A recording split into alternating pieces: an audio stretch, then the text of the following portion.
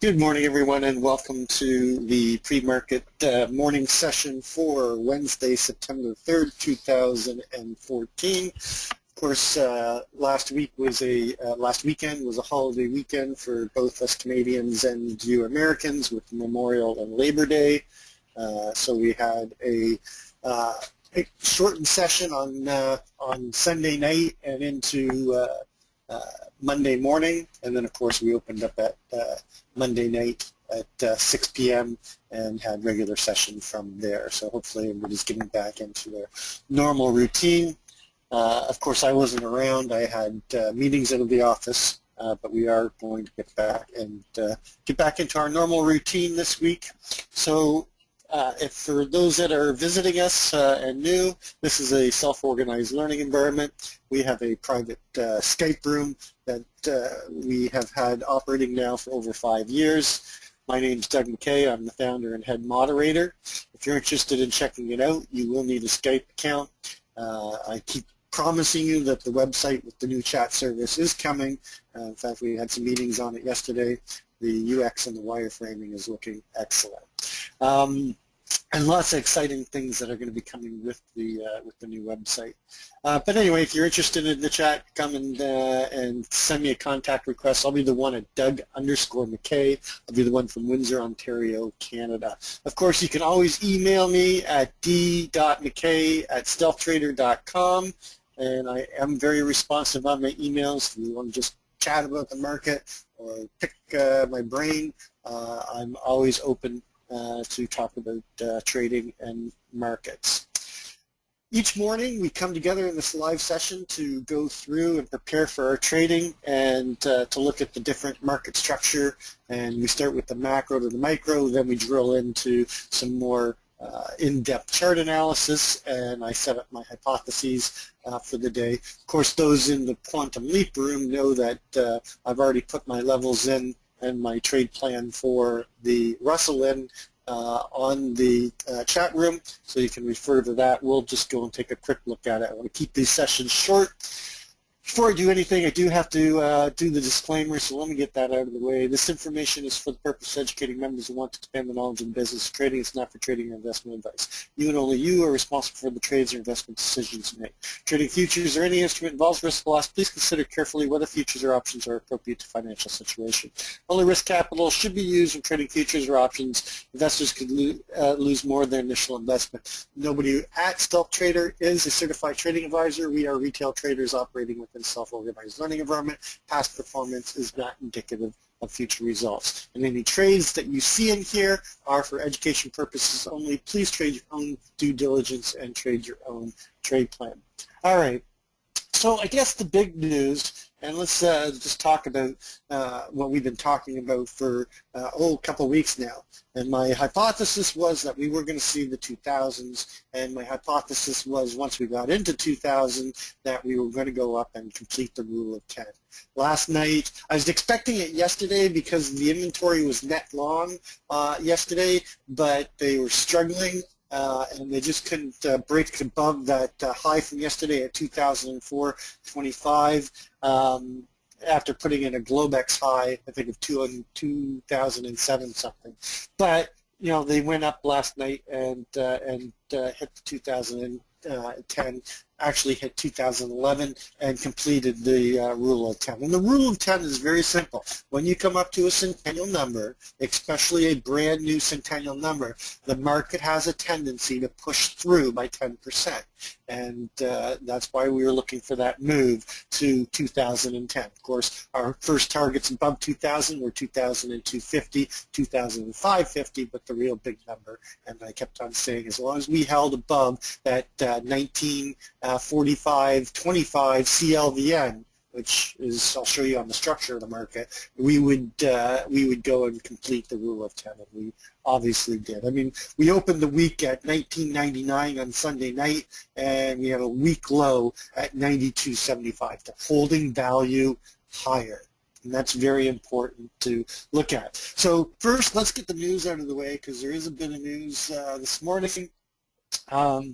They're 10 o'clock Eastern Time. We've got the Bank of Canada rate statement, and then we've got the Canadian overnight rate and then we have factory orders from U.S. All day we've got total vehicle sales, so keep an eye on that. I don't think it's a big market mover. And then, of course, at 2 p.m. Eastern, we have Beige Book. So a little bit of news at 10 o'clock. So the Bank of Canada rate, depending on what they do, can sometimes move the market, even though it's not the American rate. But sometimes it can, if we do something out of the ordinary, it might affect what the U.S. does with their bank rate. So just keep an eye on that. But factory orders, not a real big mover, but something to keep an eye on. Right now, I think it's really structure that's driving this market.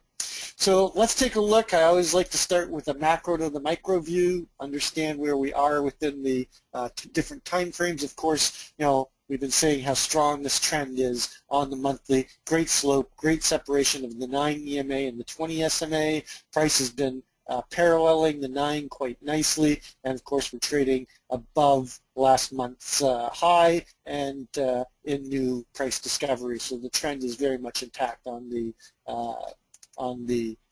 monthly.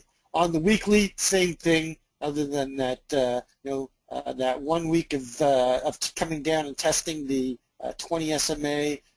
Most of this trend has been pretty strong, and of course we've got good slope and separation.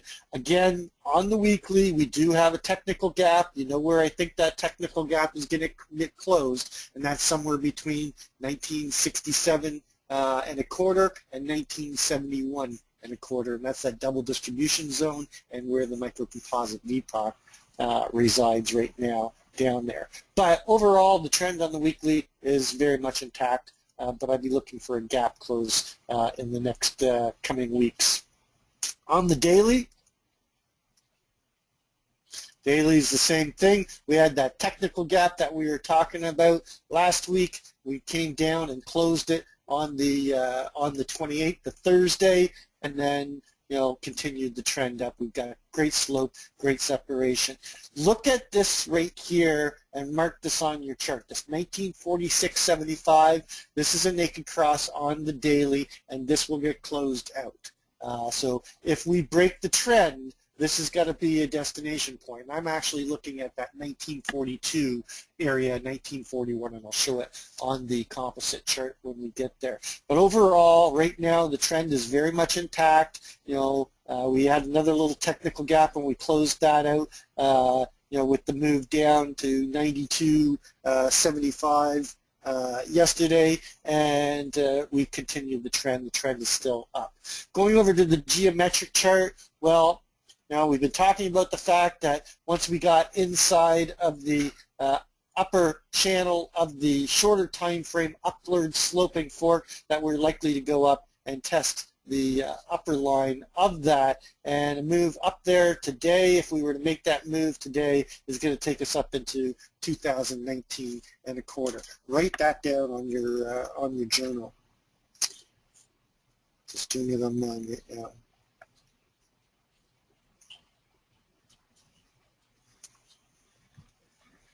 2019 quarter, okay.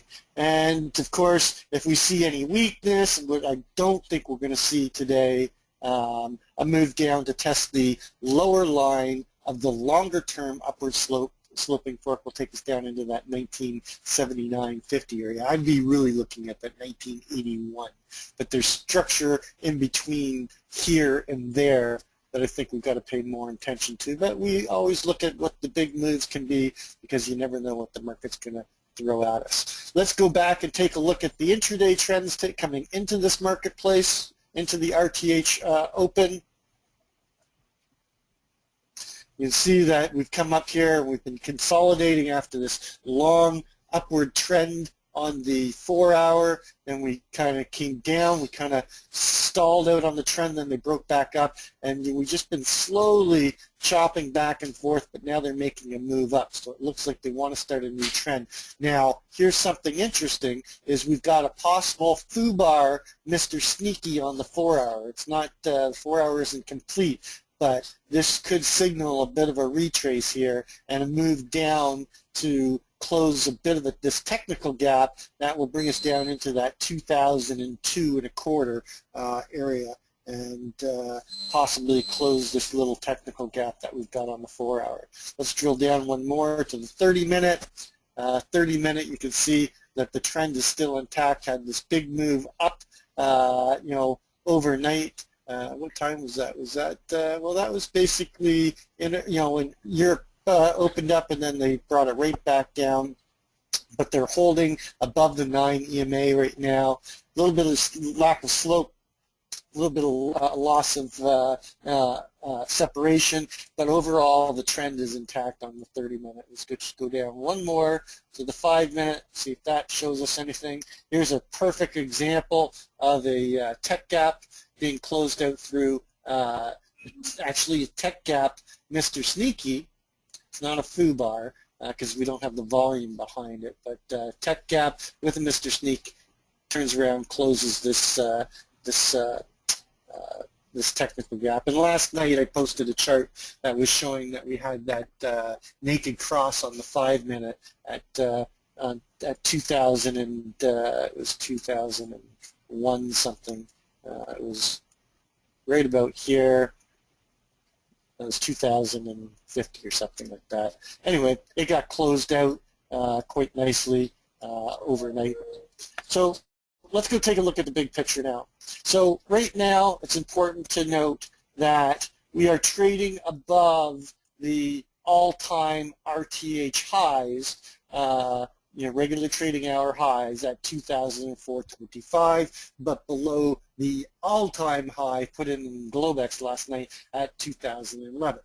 I always, believe that the RTH traders don't like to leave all-time highs alone in the Globex. They don't want the Globex traders to have all the fun, so likely to go up and equalize that high. The more important thing is they've broken out of the longer-term balance. Remember we were talking about that 1978-75 microcomposite value area high. This microcomposite goes all the way back to May 26th when we broke out of the the range that we are trading lower in around this 1860, and came up here and created a strong structure within the marketplace for continuation up. And then we broke above the value area high of the microcomposite on this day right here, which was the 20th, and then we came in, accepted value higher up at 89.25, and then moved up, made a new all-time high at the time at 2002.75, and now they've accepted value higher, and we're currently trading. And let me just make sure that it's got this. Sorry. We've got a microcomposite VPOC right here at 1998.50. So right now, if we can't hold in price discovery and stay above yesterday's high of 2004.25, which is our RTH all-time high, I'd be looking for a rotation back down to test the value area high of the microcomposite here at 2001. As our first target below that 2004. But above there, it's hard to find an area that gives you any edge to short this market right now. So, because we're going to be opening up outside of value and outside of range, we have to look and be cognizant of the fact that we could see initiative buyers stepping in and taking us up to take out that all-time high at 2011. But inside of value, look for a move back into test that value area high, but inside of the microcomposite value, you've got a very strong target at 1998.50. With 1995.75 just below it, and the value area low of the microcomposite at 94.50. So let's take a look at that in a closer time frame and look at the overnight values and start moving our levels over to our trade intraday chart. Yes, okay, there we go. So right now, our overnight high is all the way up at that 2011. And that is going to be a trade area for me and a target. Actually, what am I doing? I need to put it in as the overnight high first. All right, and our overnight low is down at 99, 99 and a quarter. And remember, our week open is 99. So our low overnight, where they went down and tested the week open, and buyers stepped in and held us above the week open. So that's an important piece of information to write down in your journal. That overnight inventory, overnight sentiment is to the long side. Our close yesterday was 1999.75, so the overnight inventory is net long. The VPOC is at 2007, and I don't think it's going to shift, so we'll put that one in there. And we've got an LVN to pay attention to at 2004.75, but lo and behold, look what's right below it, 2004.25. So we can get rid of this. There's not much more that this is going to give us in terms of information that's usable, in my opinion. So I'm just going to get rid of this. Let's look at this structure, compare it to this structure, and of course we're going to be opening outside of range and outside of value. So in terms of levels and where I would trade off of, well, there's only one spot for me this morning, and that's going to be right here at 2004, and I'm going to put it at 2004.25, okay, going up to 2004.75 because of that LVN from overnight. On the open, there's really no edge right here. Now, you can look at a whole bunch of different methodologies, and I'm not talking about finding a trade. I'm saying structurally, there's really nothing to lean against here, and the first thing you've got to be watching for, go through your checklist of your auction open checklist, because this is going to be an important open on what type of open. We're definitely going to get an open auction out of range, but first of all, is it an open drive? If it's an open drive, don't even think of fading it until we get up into the overnight high. That's the only place that I would look for a possible fade at this point in time. And you know what? It's not a safe trade because, they could take it up to that target above. Remember, we've got that 2019.25, okay, just above it, as a possible measured move target. So it's dangerous up here. So, I mean, if you can't find a trade to the long side, you might take the fade off of 2011 simply because that would give us like a 3.5 point rotation up on the open, which will probably give you a counter rotation. But I'll tell you one thing, get in, get scaled, lay off your risk, put your stop if you're running multiples at your Theo, and hope that you get a counter rotation back down to test the 2004 area. The better trade would be if we get an open test drive and they come down and test the range high at 2004.25, and responsive buyers step in there and they then take it up and move up to equalize the RTH all-time high with the full session all-time high. That's the trade I'm hoping for. Of course, the market doesn't always give us that. If we break below the 2004, I will look to get short into the 2002.50 and test the value area high here. So I'm going to put another trade area here because if they do break inside of the range and inside of the all-time range high of the RTH, then I'm looking for that move down to test value from yesterday. And then inside of this, and I'll take that move because it's big enough to get in below 2004. You probably get in around 2003.75, 2003.50, and you still have room to get in and funded before we get down to that 2002.75, where that's the next spot that we could get responsive buyers. But if they break inside of 2002.25, then I think you got a really nice trade, because you've got the value area high here at 2050 with the centennial number and the VPOC and the naked close and the overnight low all down here in the 1999 and the week low at the 99. So you've got a really strong area of confluence right here as a target inside a value and inside a range. So that's a trade that I would be looking to take. And the great thing about this is you've got the midpoint at 98.50, which is the microcomposite VPOC and the CHVN.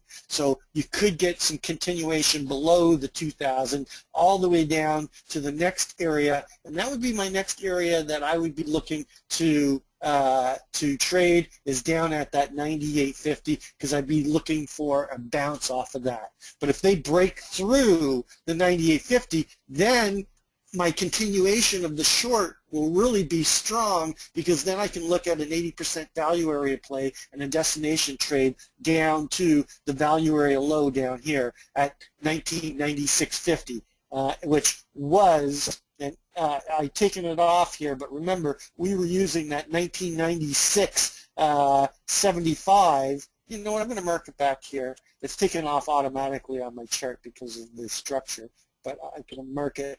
It is, and it's still an important level because we've been trading off of it all last week. Come on. I'm going to mark it back in here. Sorry. 96.75, and it separates that 95.75, but the nice thing is it's right there at the value area low as well. So I'm going to use that as a trade area, because if we break, if we break below this 96.75, you've got a nice trade down and continuation, because you'll be below value from the prior day, and you've got a destination trade down to the CHVN at 95.75, but I'd be really looking at this 94.50 and look for a value area trade from the microcomposite. So, and you can see that 94.95 was the next 94.75 was the HVN in the lower distribution below the value area low. So I'd be using that as a target. And then, of course, you've got the range low and the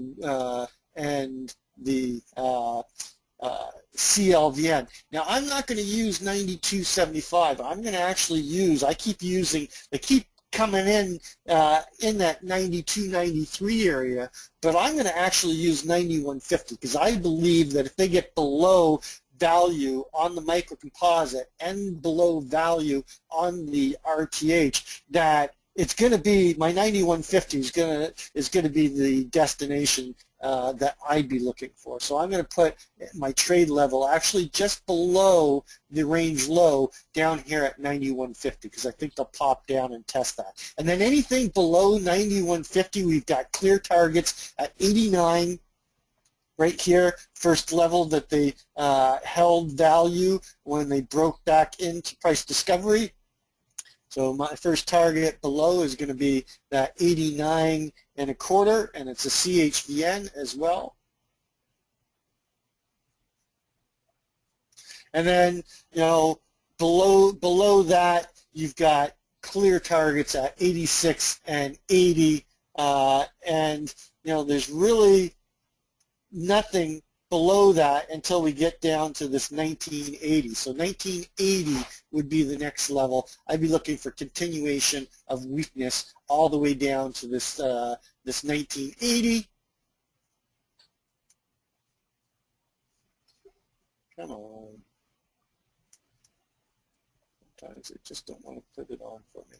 Okay, and then as continuation targets, anything below 80, I'm going to be looking for this 1978.75, 1978.50 because that's, you know, where they accepted value just before they broke out of the bigger range. Remember, value area high of our microcomposite was right there. So they came up, they held value, they accepted value at the value area high, and then they broke out and made that move up to the move we were looking up into the 81.75. But I'd be looking at that move down to 78 below the 1980 CLVM. 78, I'm going to use 78 to 75. I know it's tight. And then once we're below that 1980, my extended targets, as you know, are going to be back here in the double distribution area. Why? Because this is where our former microcomposite VPOC was at 71.25, but then it shifted down to 67.25, and that's where it currently is. So once inside the bigger value and the double distribution and the undetermined fair value between the two, I think that anything below 80, you got to be looking for a move down. If, you know, test the 78, but I don't think it's going to hold if we move down here again. I think they're going to come all the way back down here, and this will close out the technical gap on the daily and the weekly. So that's what I'm looking at on the ES. Let's take a quick look at what time we got? 8:13. Okay. Let's take a look at the Keltner. We want to see what that looks like right now and see how those levels coincide with our other levels. So a move up to currently our Keltner center line is the 2007. That's our overnight VPOC. If we hold above that 2007, then a move up to 2012-25 to the upper Keltner. That'll take out the 2011 and possibly set up for a Keltner upper line walk. I can speak. So you know what? With the Keltner center line right there, that gives me a little bit more information that, you know, if we get below the 2007, we're likely to go down and test that 2004 or the 2001 50 area, which is going to fit right in, you know, right in line with the value area high test. So I'm not going to take it because I don't like to trade in balance. But if we close below 2007 on the Renko, then you might want to look for a move down and take the short below that. But you've got to wait for the close of the Renko bar below the Keltner center line, and to be safe, I'd be looking for the Renko 2-bar reversal trade. I don't like to take them off the center line, so I'm not personally going to take it, but that will give you an entry in about, you'd have to close, what do we got, close 2000, so it would be 2006 down to 2005, and you could take the entry at 2005 for a move down to test 2004.25. And that's why I'm not going to take it. It's a little bit too tight, and I don't like to take a Renko reversal trade off of the center line. I like to take it off the upper or the lower line. But it is something, it's consideration that you could trade. The other one you could do is take it on the other way and wait for the Renko bar to hit 2009, put a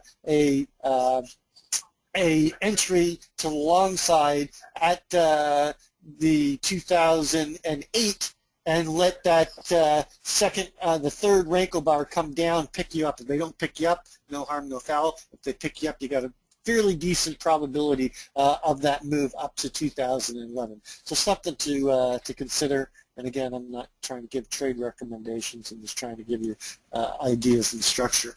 I'm just going to go through the bigger picture on the Russell. You guys can all go and take a look at the charts. And I'm going to do this. I'm going to take this and just take the candlesticks off because I think it's easier to see it if without all the clutter on the chart.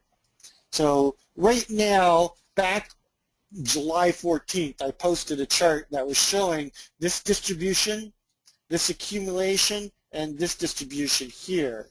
And you was looking at the overlapping volume of the two distribution zones. Of course, we've been watching this 1180-10 value area high of this distribution area here as a destination. We, opened the week in the Russell at 1171.10, and we went down in our Globex at 1177.10, but then we went up to the high 1187.90, which is just below the CHVN right here, and right now we're holding above this value area of this prior distribution, and we've totally broken out of the microcomposite balance range down here. So what I'd be looking at is two key areas on the open of the Russell right now. You've got the resistance above us right now is going to be in around this 85.30 CLVN. But if we can get above that, then you got a nice trade, in my opinion, up to the 1188 and the 1190. 1190 is where I expect some resistance to come in, especially maybe a push through to 1190, 190, where they tried to hold value over here. But it's where I'm expecting, if they break above this 85, the first real resistance above. Above the 1190, you could take the breakout trade into the 1190, 190, but above 90, I'm looking at this 95, 90. Everything up here, takes us back to where, the microcomposite volume point of control was of this former distribution. We're still inside value of this distribution zone right here, so a move up to balance there. Now that we've broken out of balance here and out of balance here is likely to take us up to that 95.90, and that's my major target above for the day if we get above this 85.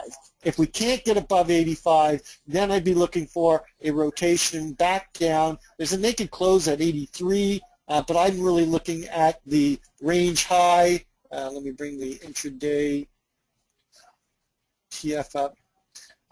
Your intraday high, the range high from yesterday, is at 1181.20, and that's just above the value area high of the distribution microcomposite. So I'd be looking, if we can't get above 85 and they got to come down and pick up buyers, you've got a naked close at 83.30 right here, but I'd be really looking for them to come down and test this this 81.20.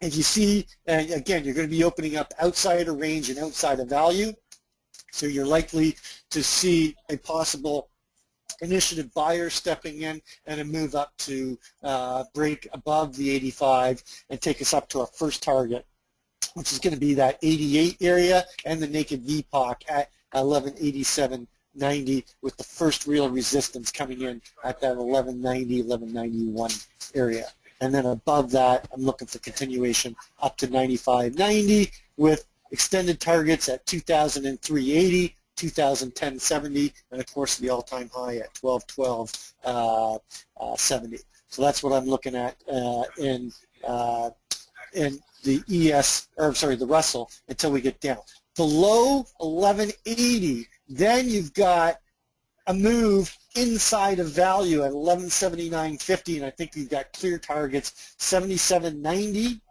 The 76.30 CLVN, and below 76.30, everything shifts back down to that 71.20. So I'd be looking for a destination trade first to the 74.10, and if we break the 74.10 and move down to that 71 area, because that's where our week open is, that's where our range low is, that's where the CHVN and the microcomposite is, and it's a nice destination trade. This is going to be a really nice trade below this 1174.10 value area low if we get below it, because I think you'll see some weakness come in. And just below the 71 area, you got the 69.90, and of course we're back down into the key number below us, which is that 1168.30, which is our current the former microcomposite VPOC of the balance area between the 1180 and the 1150. So that's what I'm looking at on the Russell. Very quickly on gold, unfortunately for me, my swing long got taken out yesterday. I had my stop at 1266.20. They broke down and took it out. $23 move in gold yesterday kind of sucked. But hey, you know what? I still made money because I worked the trade. My Theo average was all the way down at 1242, so I still made money on the trade, just didn't hold. And I will continue to try to get into this this gold swing long again. And just out of a, I always talk. I'm gonna end this with this because I should have seen this and I didn't take advantage of it. Is that the other day on Friday,